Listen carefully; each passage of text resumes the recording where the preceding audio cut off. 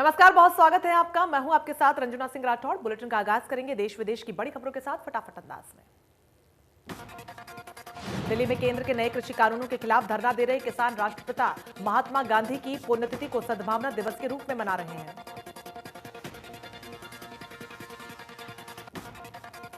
किसान आज एक दिन का उपवास रख रहे हैं। किसानों का उपवास सुबह 9 बजे से शुरू हुआ है और शाम को 5 बजे तक ये उपवास चलेगा। किसान एकता मोर्चा के नेताओं ने लोगों से की अपील कि वो किसानों के इस अनशन में शामिल हों और समर्थन करें।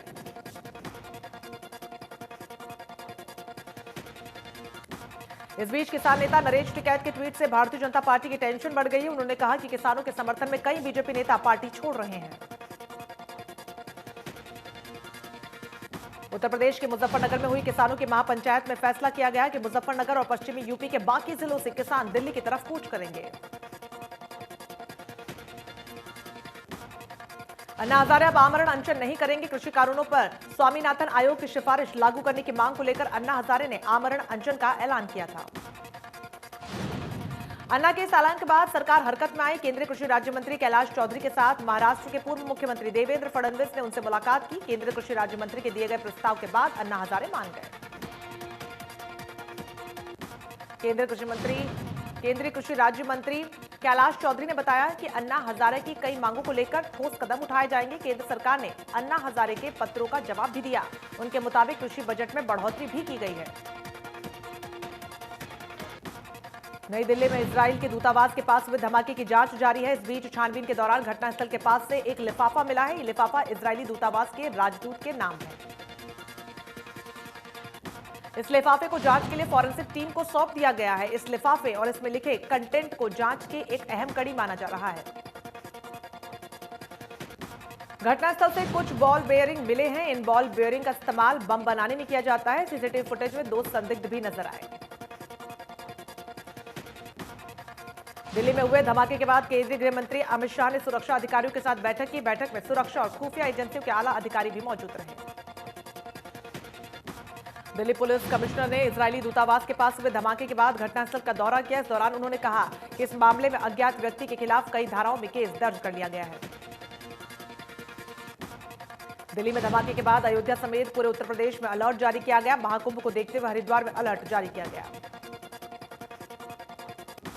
दिल्ली में इजरायली दूतावास के पास धमाका हुआ था। धमाके में 3 गाड़ियों के शीशे टूटे। विजय चौक से 1.5 किलोमीटर दूर था स्पॉट। विजय चौक पर चल रहा था गणतंत्र दिवस का समापन समारोह। इजरायली दूतावास पर हमले को इजरायल की ओर से आतंकी हमला करार दिया गया है, जबकि भारत ने कहा कि हमले के आरोपियों को बख्शा नहीं जाएगा। धमाके के बाद यूपी और महाराष्ट्र समेत कई अन्य राज्यों में सुरक्षा को बढ़ा दिया गया। विदेश मंत्री एस जयशंकर ने इजरायल के विदेश मंत्री से बातचीत की है। एस जयशंकर ने कहा कि हम इसे गंभीरता से ले रहे हैं।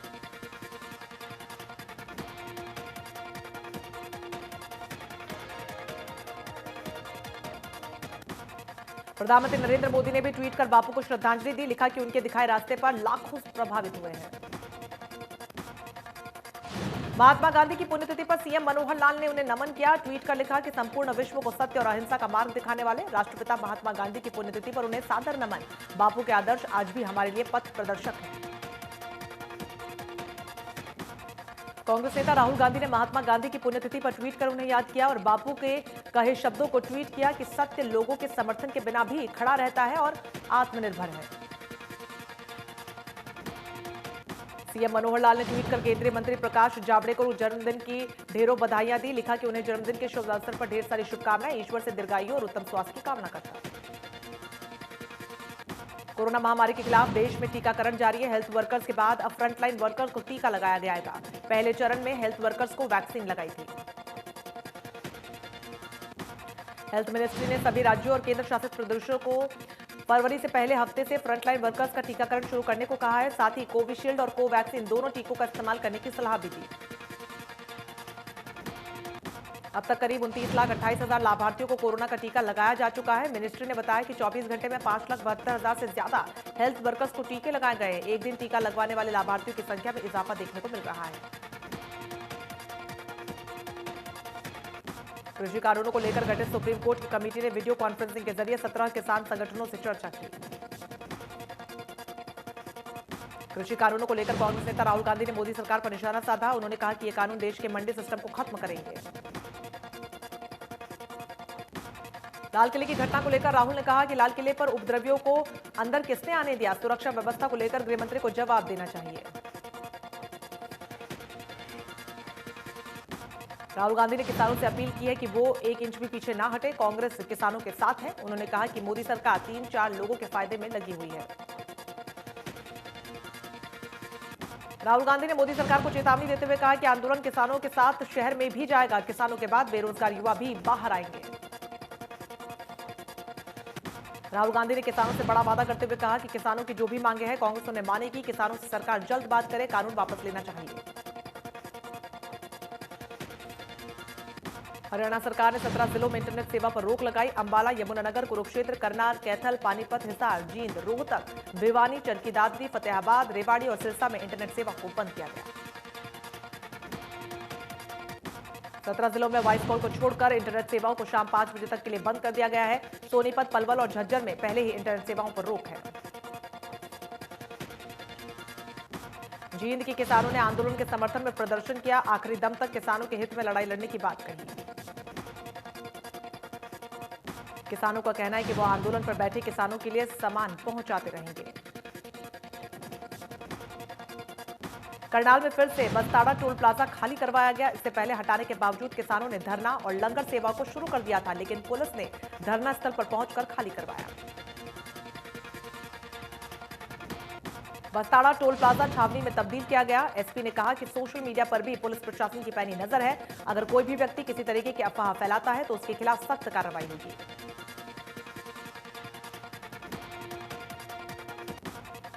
जींद में कंडेला खाप ने पंचायत की। कहा कि सरकार ने दिल्ली बॉर्डर्स पर पुलिस एक्शन किया तो ईंट से ईंट बजा देंगे। खाप ने ऐलान किया कि हर घर, एक व्यक्ति और गांव के ट्रैक्टर्स दिल्ली की सीमाओं पर जाएंगे।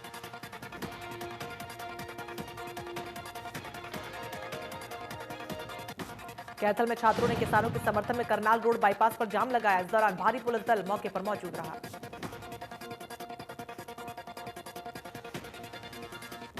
पूर्व सीएम भूपेंद्र सिंह हुड्डा का किसान आंदोलन को लेकर बड़ा बयान। उन्होंने कहा किसी भी तरीके से टकराव की बजाय समाधान की तरफ सरकार को कदम बढ़ाने चाहिए। उन्होंने सरकार से मांग की है कि किसानों से जल्द बातचीत कर उनकी मांगे मानी जाए। आंदोलनकारियों की पानी और बिजली सप्लाई रोककर उन्हें परेशान न करे सरकार।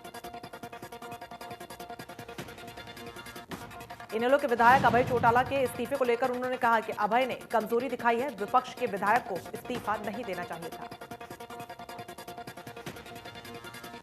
हुड्डा ने कहा कि लोगों ने उन्हें अपनी आवाज उठाने के लिए चुनकर भेजा था। उन्हें किसानों की आवाज उठानी चाहिए थी। इससे अविश्वास प्रस्ताव में 1 वोट कम हो गया।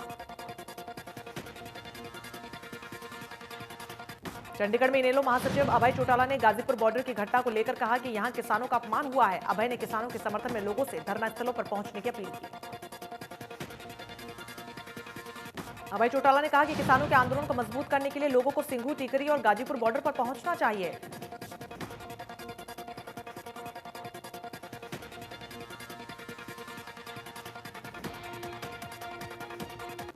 अभय चौटाला ने कहा कि किसानों के ऊपर बड़ा संकट है। ऐसे में हरियाणा के लोगों की जिम्मेदारी है कि किसानों को मजबूत करें। किसी भी पार्टी से जुड़े व्यक्ति को राजनीति से ऊपर उठकर आगे आना चाहिए।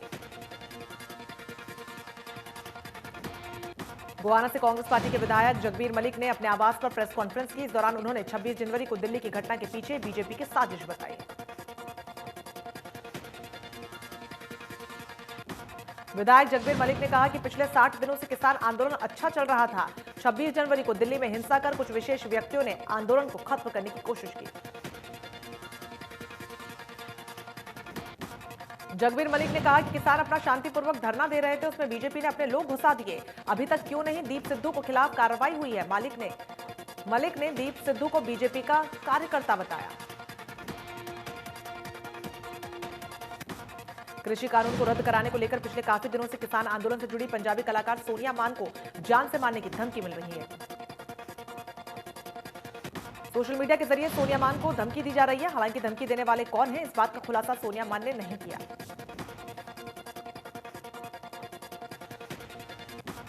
सोनिया मान ने लाल किले की प्राचीर पर झंडा फहराने वाले दीप सिद्धू की गिरफ्तारी करने की मांग की थी। सोनिया मान का कहना है कि वो पीछे हटने वाली नहीं है।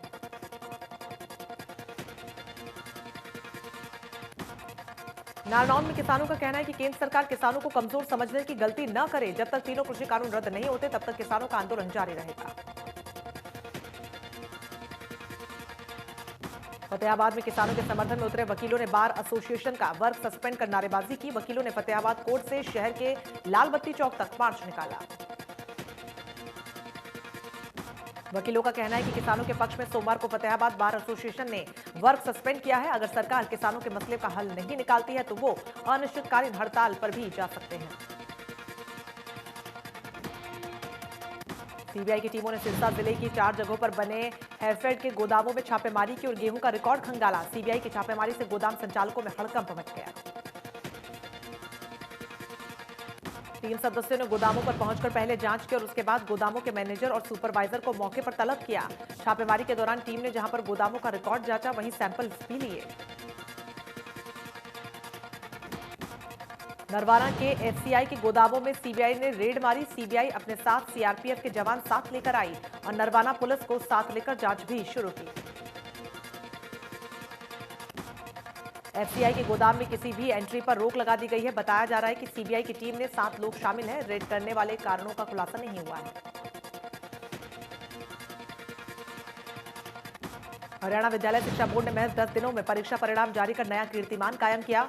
बोर्ड ने 1 दिवसीय कंपार्टमेंट परीक्षा का आयोजन 19 जनवरी को करवाया था, जिसका रिजल्ट जारी कर दिया गया है। रिजल्ट बोर्ड की आधिकारिक वेबसाइट पर देखा जा सकता है। बोर्ड अध्यक्ष जगबीर सिंह ने बताया कि सेकेंडरी परीक्षा का परिणाम 42.67% रहा। 14,955 स्टूडेंट्स में से 6,381 स्टूडेंट्स पास हुए हैं। हरियाणा सरकार ने 1 फरवरी से स्कूलों को खोलने का फैसला लिया, जिसके तहत 6ठी से 8वीं तक की कक्षाएं लगाई जा सकेंगी। 9वीं से लेकर 12वीं क्लास तक स्कूल पहले ही खोले जा चुके हैं। अंबाला में स्कूल संचालकों ने तय गाइडलाइंस के मुताबिक स्कूलों को खोलने की तैयारी कर ली। वहीं दूसरी तरफ कई स्कूलों में तो बच्चों के सोशल डिस्टेंसिंग को ध्यान में रखते हुए एग्जाम्स भी लिए जा रहे हैं। सिरसा में स्वास्थ्य विभाग ने कोरोना वैक्सीन के लिए मेगा ड्राइव शुरू की। जिले में 29 केंद्रों पर पहले से पंजीकृत स्वास्थ्य कर्मियों को वैक्सीन लगाई जा रही है। सिरसा जिले में कल तक के आंकड़ों के अनुसार 3,961 स्वास्थ्य कर्मियों को वैक्सीन की डोज दी जा चुकी है। अब अगली डोज 28 दिन के बाद दी जाएगी। जिले में 7,320 वैक्सीन का स्टॉक पहुंच चुका है। रोहतक के सांपला कुलताना रोड पर औद्योगिक क्षेत्र में एक किराए के कमरे में पति पत्नी का शव मिला। मौत का कारण कमरे में रखी जलती अंगीठी को बताया जा रहा है। घटना की सूचना पर सांपला थाना पुलिस ने मौके पर पहुंचकर शव को पोस्टमार्टम के लिए रोहतक पीजीआई भेजा। पुलिस का कहना है कि प्रारंभिक जांच में मौत का कारण अंगीठी को ही माना जा रहा है। फिलहाल जांच जारी है। अंबाला में आईकेजी केयर फाउंडेशन की तरफ से मिशन हॉस्पिटल में आयुर्वेदिक प्रोडक्ट्स वितरित किए गए। ये कार्यक्रम आईकेजी केयर फाउंडेशन की स्टेट प्रेसिडेंट राधिका चीमा की तरफ से आयोजित किया गया था। कार्यक्रम में मुख्य अतिथि के तौर पर अंबाला की मेयर शक्ति रानी शर्मा ने शिरकत की। कार्यक्रम में पहुंचने पर आईकेजी केयर फाउंडेशन की तरफ से मेयर शक्ति रानी शर्मा और डॉक्टर साथी को सम्मानित किया गया।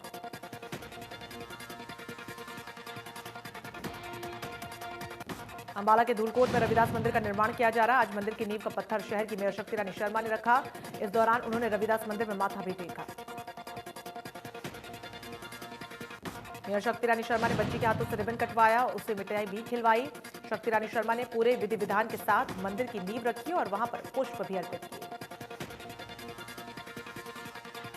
यमुनानगर में रोष मार्च के दौरान हुई हिंसा को लेकर एसपी ने कहा कि हमलावर शरारती तत्वों के खिलाफ एफआईआर दर्ज कर पुलिस की कई टीमें उनकी तलाश में जुट गई है। एसपी ने लोगों से अपील की कि 15 से 20 युवा कभी भी जुलूस की शक्ल में निकल पड़ते हैं और नारेबाजी करने लगते हैं। कोशिश करें कि ऐसे जुलूस ना ही निकले। अगर निकलते हैं तो इस दौरान भाषा और नारों के इस्तेमाल पर विशेष ध्यान रखें।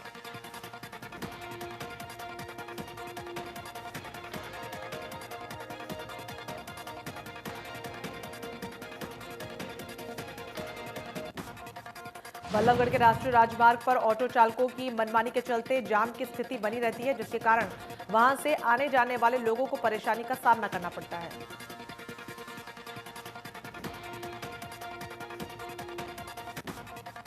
महम के खरकड़ा गांव का सैनिक जोगिंदर राजस्थान में अभ्यास के दौरान टैंक टकराने से शहीद हो गया। जोगिंदर 11 साल पहले सेना में भर्ती हुआ था। युद्धाभ्यास के दौरान टैंक के टकराने से जोगिंदर की शहादत हुई।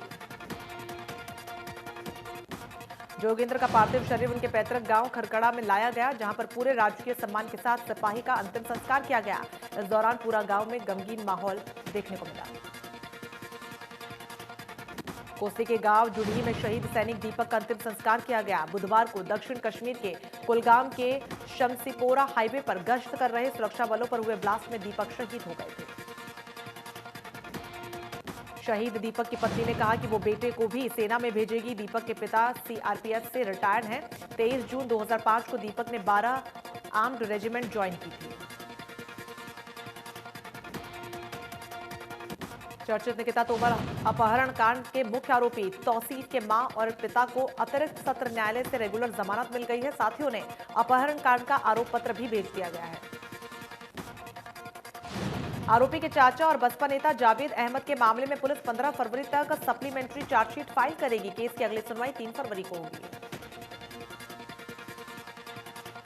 कुरुक्षेत्र में दबंगों ने पिहोवा के गांव हरिगढ़ भोरक के अधेड़ को पीट कर मौत के घाट उतार दिया। घटना को अंजाम देकर आरोपी मौके से फरार हो गए। मृतक मस्तान सिंह के परिवार के मुताबिक सरपंच परिवार के 4 से 5 लड़के आए थे, जिन्होंने मस्तान सिंह को घर से घसीटकर बाहर निकाला, लाठी डंडों से पीटा, जख्मी कर दिया। पुलिस मामले की तफ्तीश में जुटी। गुरुग्राम में पुलिस की दबंगई का मामला सामने आया। लेन देन के मामले में कांस्टेबल देवेंद्र ने सब्जी बेचने वाले को थप्पड़ जड़ दिया। मामला सीसीटीवी में कैद हो गया। कांस्टेबल शिवाजीनगर थाने में तैनात था।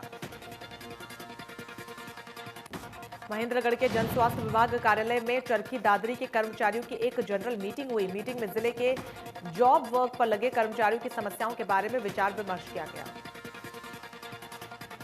कई महीनों से जॉब वर्क पर लगे कर्मचारियों के समय पर तनख्वाह नहीं मिलने और ईपीएफ ईएसआई कार्ड के बारे में कर्मचारियों को जानकारी नहीं होने को लेकर मंथन किया गया। कर्मचारियों ने मांगों को लेकर आंदोलन की चेतावनी दी। 1 फरवरी को आने वाले आम बजट से लोगों को बड़ी उम्मीदें हैं। कोरोना काल में आर्थिक संकट से जूझ रहे लोगों ने बजट में सरकार से बड़ी राहत देने की मांग की है। आम बजट को लेकर छात्रों, किसानों, व्यापारियों का कहना है कि सरकार को हर वर्ग का ख्याल रखते हुए आम बजट में बड़ी राहत देनी चाहिए, महंगाई में कमी लानी चाहिए। राष्ट्रपति रामनाथ कोविंद ने बजट सत्र से पहले दिन अभिभाषण दिया। कोरोना महामारी के दौर में हो रहे इस सत्र को उन्होंने महत्वपूर्ण बताया। कहा कि नए दशक और नए साल का पहला सत्र है। इसी के साथ हम भारत की आजादी के 75वें साल में प्रवेश कर रहे हैं। राष्ट्रपति ने कहा कि संसद में 6 सदस्य भी कोरोना की वजह से असमय हमें छोड़कर चले गए। मैं सभी के प्रति अपनी विनम्र श्रद्धांजलि अर्पित करता हूं। राष्ट्रपति ने कहा कि प्रधानमंत्री गरीब कल्याण योजना के तहत 8 महीनों तक 80 करोड़ लोगों को 5 किलो प्रतिमाह अतिरिक्त अनाज निःशुल्क सुनिश्चित किया गया। सरकार ने प्रवासी मजदूरों और घर से दूर रहने वाले लोगों की चिंता की। राष्ट्रपति रामनाथ कोविंद ने गणतंत्र दिवस की घटना को दुर्भाग्यपूर्ण बताया। कहा कि संविधान हमें अभिव्यक्ति की आजादी का अधिकार देता है, वहीं संविधान हमें सिखाता है कि कानून और नियम का भी उतनी ही गंभीरता से पालन करना चाहिए। राष्ट्रपति ने कहा कि आत्मनिर्भर भारत में महिला उद्यमियों की विशेष भूमिका है। मुद्रा योजना के तहत अब तक 25 करोड़ से ज्यादा ऋण दिए जा चुके हैं, जिसमें से लगभग 70% ऋण महिला उद्यमियों को मिले हैं। राष्ट्रपति ने कहा कि संसद की नई इमारत को लेकर पहले की सरकारों ने भी प्रयास किए थे। नए संसद भवन के बनने से पहले संसदीय दायित्वों को निभाने में हर सदस्य को अधिक सुविधा मिलेगी।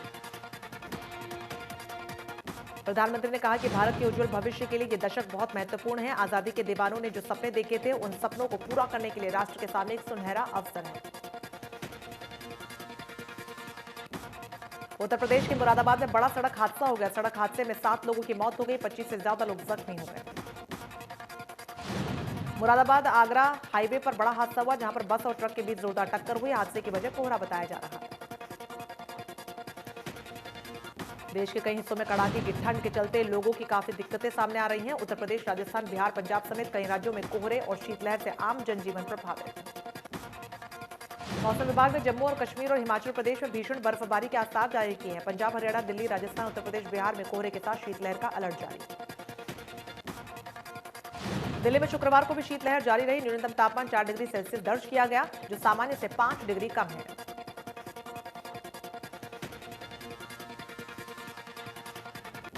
कोहरे के चलते कम विजिबिलिटी की वजह से ट्रेनों की रफ्तार धीमी हुई। नॉर्दर्न रेलवे के मुताबिक कोहरे की वजह से कम 10 ट्रेनें अपने निर्धारित समय से देरी से चल रही हैं।